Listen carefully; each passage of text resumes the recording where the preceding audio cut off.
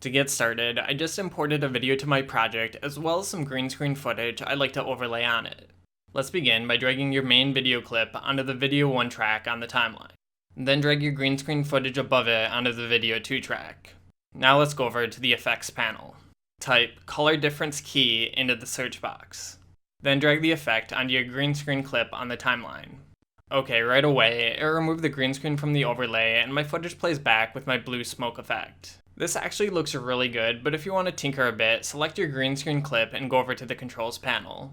Open up the color difference key effect. In here, you can adjust the min for how much of the green you want to key out of your clip.